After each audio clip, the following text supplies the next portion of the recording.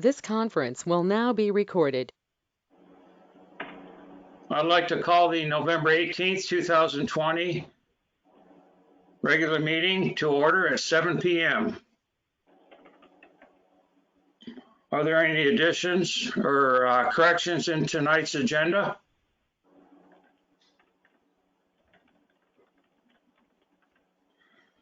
If not, would anyone like to make a motion to accept the agenda tonight?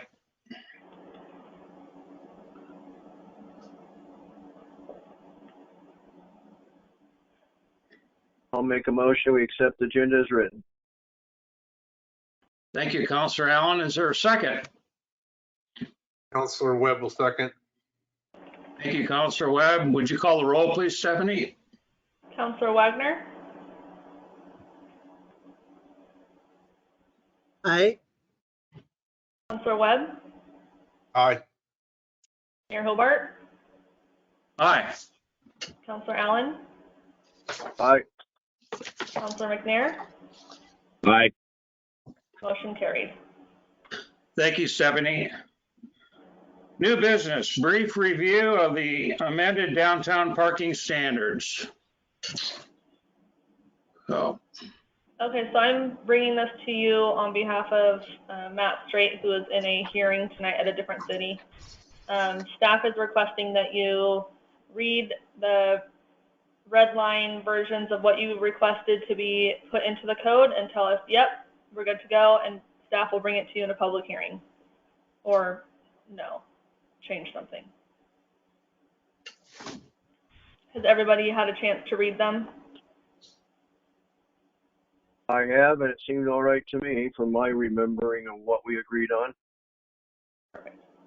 Does anybody have a concern or something that they didn't think was requested?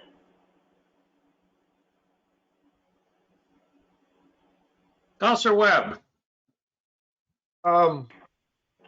Is the 3,000 square foot limitation is, I know we had a little, well, we didn't discuss it a whole lot. I mean, some were saying 2 and then some were saying 3. I was trying to wrap my head around, you know, what our goal was there, allowing those businesses to be able to expand without triggering the parking, but then also trying to keep something big coming in and not putting in parking. So I don't know. Most of those businesses downtown, if they were to do another story on top, it would be about another 2,000 square feet. Josette, do you got any? I mean, that's what, isn't that what the old the Brunsman building was about 2,000? Yeah, it wasn't the putting a story on top that you guys discussed. It was if the infill. So it was if Ray Foster filled in the patio, put a building where the patio is, or if Dan at Great on Gallery put a building behind where his was, or if Peel does something here on the corner by City Hall. Those were all under 3,000. We didn't think that infill should trigger, or you guys didn't talk about, you talked about infill not triggering the parking requirement. Yeah, so to JR's point, like the post office parking, you know, I'm wondering what the dimension would be there. I mean, we wouldn't want them taking that whole parking lot out and no parking. I think that was what we were trying to achieve with that. Somebody come in with 2850 and no parking. Well, they're not in the downtown zone. But that is in the downtown zone. It's just not abutting Bridge Street. Well, correct, yeah. They'd still have to have the parking, just they'd have to pay the off-street. Yeah, so that parking lot at the post office is 10,000 square feet, Dale. I just measured it.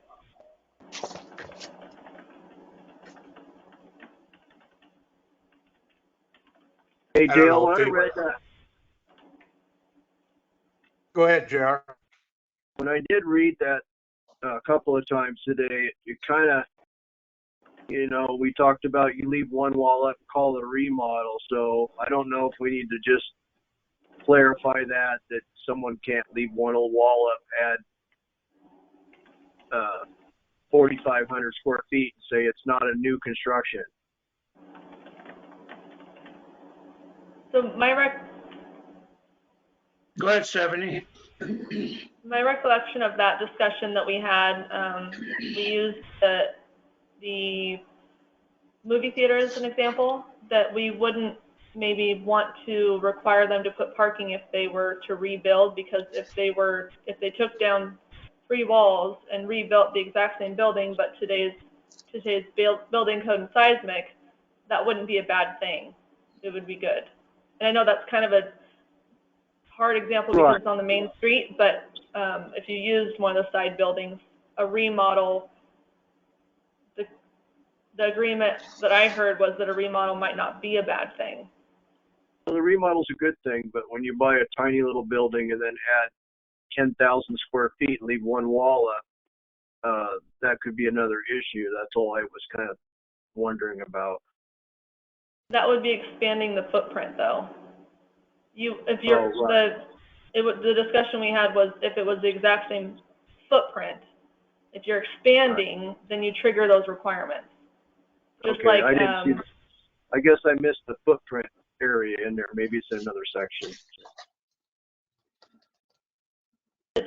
it's just part of the. Hold on, let me look and see. It specifically says. So like for a good example of how this would apply would be the post office. If they were to rebuild, they wouldn't have to pay to waive parking because they're using their existing footprint. But if they were to build onto their building, then they would have to accommodate the parking for that increase in square footage, just like the Brunsman building did. You're increasing the use, so you would have to follow the parking requirements. I don't know if that is a good example or not, but.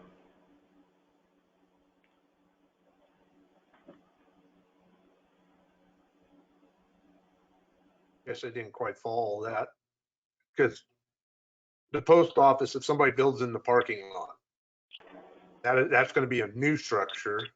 And under our rules, the new structure can be up to 3,000 feet without triggering any additional parking. So Dale, if you look at the parking amendment 9010450, it says at the time a new structure is erected or enlarged, or the use of an existing structure is changed, off-street parking spaces, loading areas, and access all shall be set in this section, blah, blah, blah.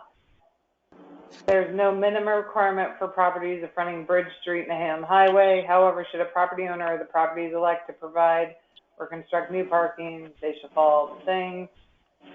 Non-residential uses within the downtown zone that don't adhere to Nehalem Highway must adhere to the parking. So if they're really going to do something on the main drag that's over 3,000 square feet, they're in. If it's under 3,000 square feet, I think it's hard pressed that they would change the parking need very much.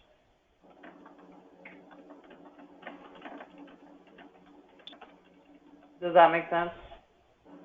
Right. Fronting Bridge Street. And the vision there is somebody comes in and, could take out the existing buildings, keep the same footprint and go up an extra story.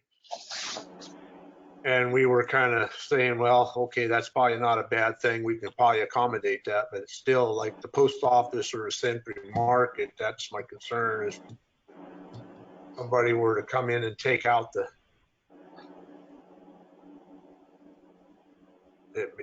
you see what I'm saying? They're going to take out a bunch of parking.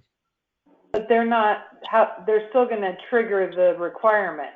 You're only waiving it on the main drag for things that are changes that are under 3,000 square feet.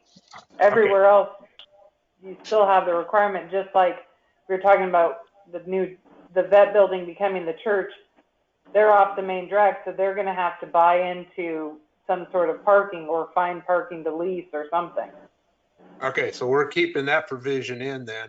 Any new construction in the downtown zone except Bridge Street will trigger. Right, the parking. I think it's, well, what's it say? Nehalem Highway, also called Highway 47, Bridge Street, and/or Rose Avenue. Within the downtown zone only, says only. Okay. So then we're covered. I'm fine with it then.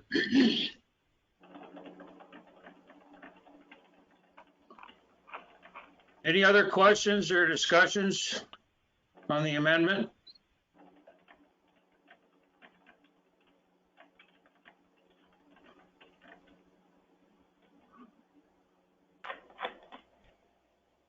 If not, are we ready to make a motion to move forward? There won't be a motion, just Oh, consensus. not tonight? Okay. Just need a general consensus then, Stephanie? Correct. Okay.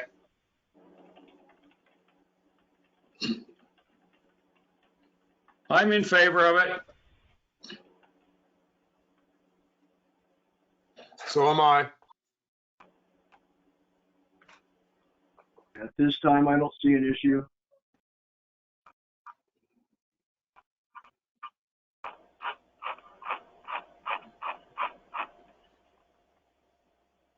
Counselor Wagner, are you okay with it?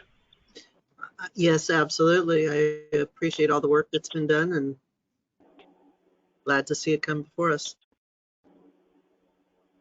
Counselor McNair? Yeah,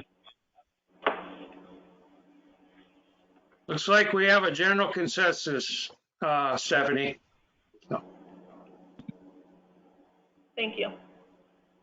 Thank you. Thank you all for attending the meeting tonight, and I think we're ready to adjourn. This meeting is adjourned now at 7:15. Good night, all. Right.